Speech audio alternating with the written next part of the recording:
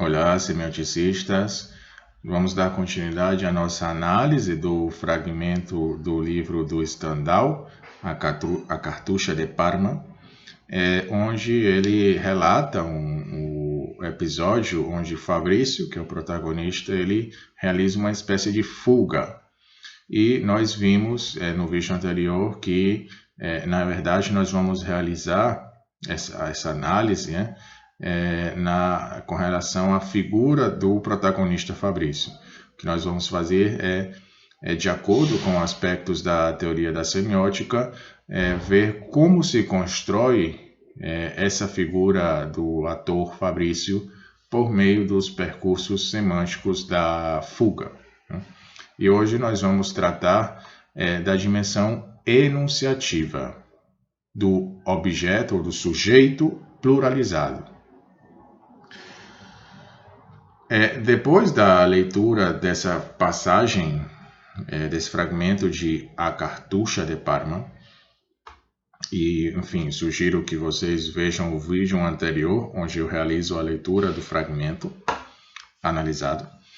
Depois dessa leitura, nós poderíamos nos perguntar, primeiramente, o que resta do motivo da fuga, nos diferentes níveis que antes distinguimos para identificá-lo. Primeiro, o nível discursivo, figurativo e temático. O nível semionarrativo, actancial e modal. E o nível profundo, axiológico.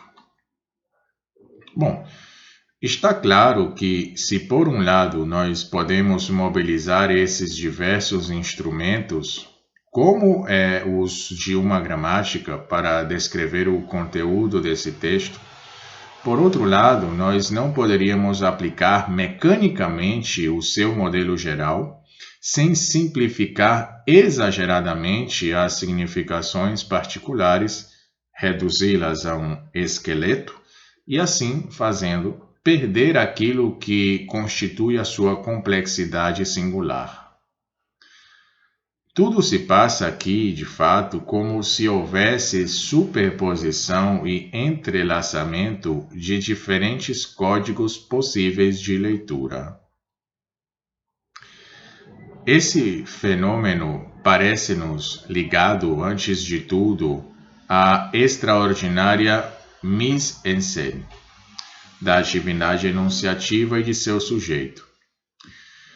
Enquanto no motivo antes estudado, nenhuma marca manifesta a presença do sujeito enunciador, efeito de frases nominais, e o ator, o homem, era reduzido ao simples encadeamento de suas ações.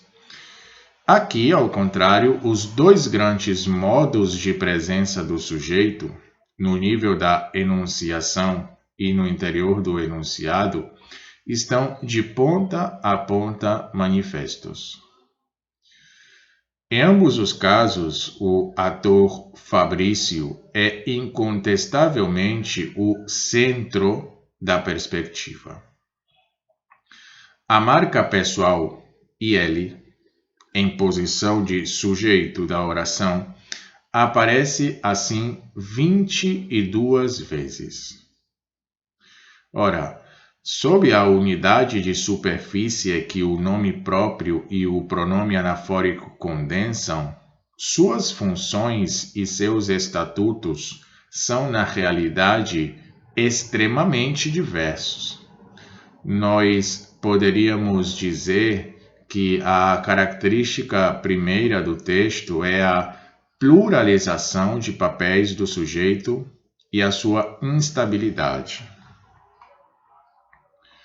Bom, nós vamos ver, ou vamos fazer a análise de acordo com alguns pontos de vista, enfim, alguns aspectos, na verdade, dois grandes aspectos. Primeiro, com relação ao ponto de vista da enunciação em ato.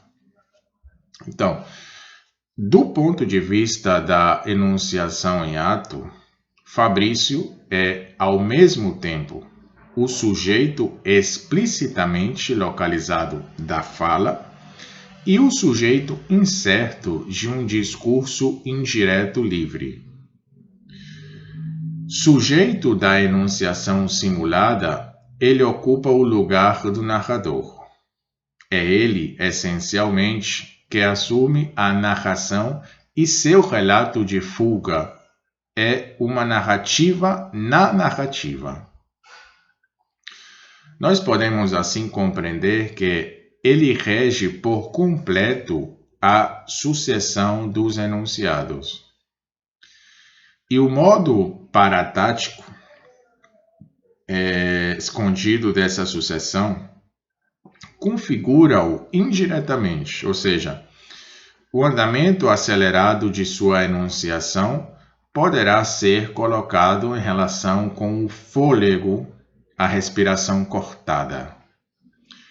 Mas, quando olhamos de perto, o discurso direto é raro, o único enunciado em primeira pessoa, e ele se funde literalmente em um discurso indireto livre, que ocupa o essencial do texto. Tão livre e tão destacado de seu enraizamento enunciativo, que fica então embaralhado, às vezes de maneira indiscernível, com o discurso do narrador efetivo, que se imprime sobre o dele próprio. Esse narrador aparece explicitamente por meio dos enunciados que assume.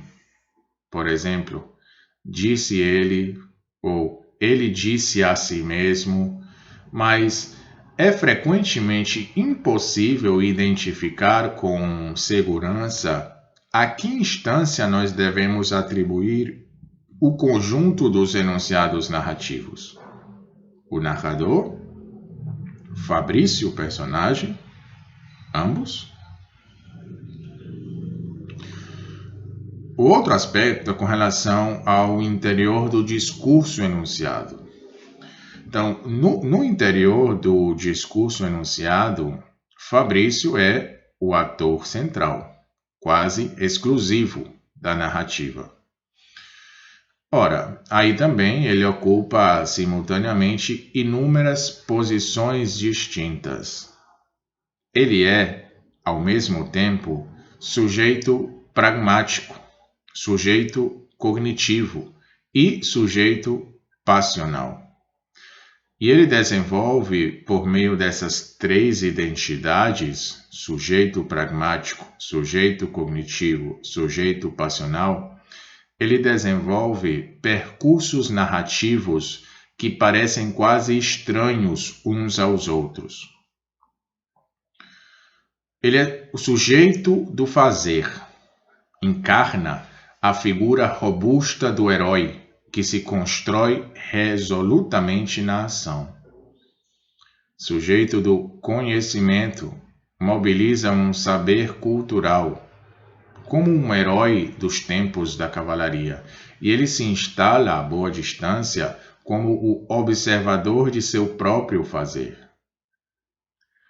Destacado da ação, flutuando na incerteza, interroga-se sobre sua identidade, avalia, interpreta as suas percepções. Sujeito sensível e passional, enfim, ele experimenta alternativamente dor, alegria, indiferença. Esses múltiplos efeitos de sentido que são da ordem do patêmico, no momento mesmo em que está mergulhado no cerne do agir.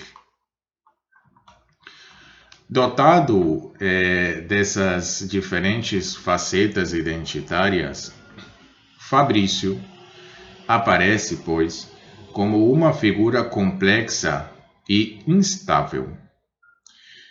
Ele está, poderíamos dizer, em estado de transformação contínua, como atesta esse enunciado em primeira pessoa, que diz: como eu estou diferente do Fabrício leviano e libertino que entrou aqui há 9 meses. Sujeito engajado no discurso e na ação. Ele aparece ao mesmo tempo desprendido desse discurso. na verdade, os efeitos de distanciamento e de ironia. E, desprendido dessa ação, ele sofre a ação tanto quanto age. Os entrelaçamentos dessas diversas figuras e desses diversos percursos permitem inferir a pluralização do sujeito, constituindo-o como inúmeras identidades parciais. A essa instabilização corresponde a do enunciatário. Ou seja, o leitor é convidado, ao ler, a partilhar a multiplicidade de pontos de vista e a diversificar suas próprias perspectivas. Mas é suficiente levar em consideração, neste momento, a multiplicação dos modos de presença e a instabilização das posições sujeito, plano de pertinência que adotamos para essa análise. A fim de compreender essas identidades parciais, veremos separadamente o percurso particular que cada uma delas desenvolve. Assim, nós diferenciaremos o percurso pragmático, o da fuga da prisão, do percurso passional, que é o da fuga em si mesmo, e do percurso que nós poderíamos chamar analógico, o que aciona pelo viés das próprias estruturas figurativas, que é o nascimento de um outro sujeito. Então, nós diferenciaremos o percurso pragmático, que é o da fuga, do percurso passional, que é o da fuga em si mesmo, né? E o do percurso que nós chamaríamos de analógico.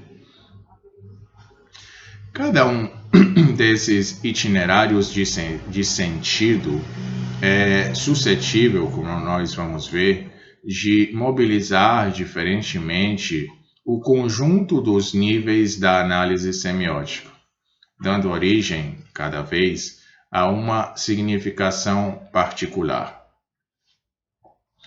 Cada um, no entanto, liga-se prioritariamente a um ou outro desses níveis.